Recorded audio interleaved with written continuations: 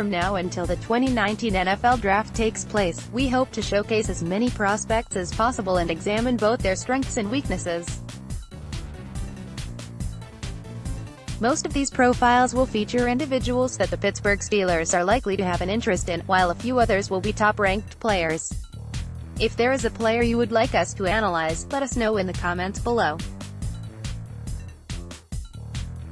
State 6 feet 3 inches 214. The good runs the whole route tree, uses hands well versus pressing in the routed to keep defenders off him, separates well by dropping his hips, being physical in the routes and manipulating the hips of the DB, good hands, catches away from his body and makes contested catches, adjusts to the ball well and good sideline awareness, able to find the soft spot versus zone coverage, willing and capable blocker. The bad didn't see a lot of lateral agility after the catch to make people miss, lost some receptions by not working back to the QB, decelerates out of his breaks on inside routes, not a lot of production to the inside portion of the field. Bio career 177 receptions, 2,665 yards, 15.1 YPR, 16 TD, 2018-81 receptions, 1,186 yards, 14.6 YPR, 7 TD, led ACC in receiving yards, led team in yards and TD receptions, second in receptions, 13 career 100-yard games with a high of 247, at Syracuse 2018, majored in parks, recreation and tourism management. Born in Liberia, he came to the U.S.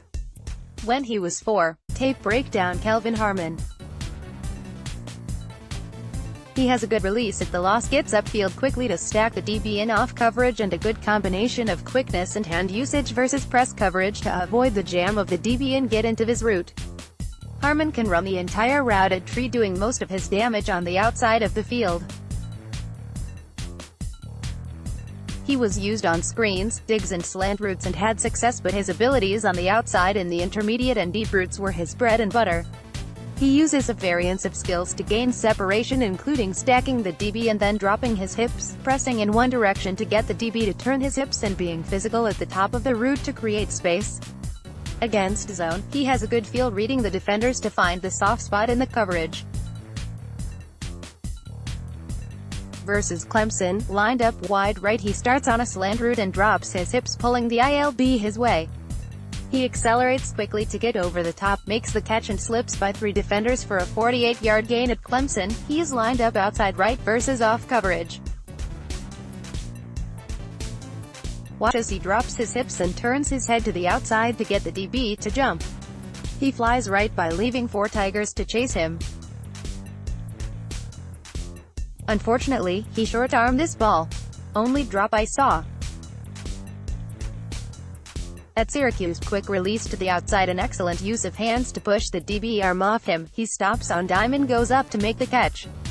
At Syracuse, again working to the outside, uses a subtle push-off just prior to the ball arriving and tracks the ball well over the shoulder. At Louisville, here again he shows his ability to drop his hips with a nod inside, getting the DB to bite, and he hits on the go route for a TD. He has good hands, snatching the ball away from his body and tucking it away quickly. He showed comfort catching all around his frame and tracking the ball over his shoulder. He made sideline and back shoulder throws look easy. Strong hands made contested catches with regularity. On some routes, comeback curls, hitch, he needs to work back to the QB to prevent the DB from getting a chance to knock it away. Versus Clemson, lined up wide right, he avoids the jam at the line of scrimmage to get behind the DB. He knows he's going to get hit but tucks the catch away quickly before getting hit. Versus Virginia, lined up wide right, he shows good body control, adjusting to the back shoulder throw for the TD. Versus Boston College, quickness at the loss and a shoulder dip to get under the jam. Good strength to absorb the push from the DB in the route and adjusts back inside and low for the reception. He didn't show a lot of quickness and agility after the catch to make defenders miss and get the extra yardage in the short and intermediate areas. On deep passes, he was adept at getting behind defenders and threat to take it the distance often. Blocking is something that I always look for in skill positions. What they do when they don't have the ball tells me a lot about who they are. Harmon is a willing blocker, uses a good base and his long arms to keep defenders at bay.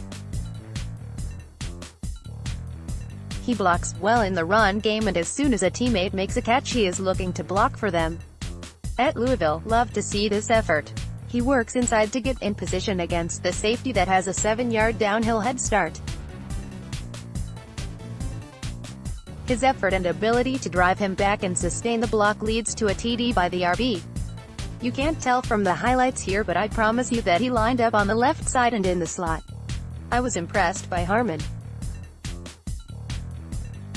He has good skills to get off the loss, to create separation, and reliable, strong hands. He can make the tough catch, adjusts to balls well, and can make the sideline catch as well. The cherry on top is the willingness and capability to block for his teammates. With the WR turmoil the Steelers are dealing with, would they take a WR in the first round? That partly may depend on how they feel about the progress of James Washington. Or it may be on their recent draft history to find gems later in the draft and their ability to develop WRs. Can Darryl Drake take over where Richard Mann left off? If so, they can wait to find a WR and address other needs. Projection: Round 1 games watched: 2017 vs. Clemson, 2018 vs. Virginia, vs. Boston College, at Clemson, at Syracuse, at Louisville.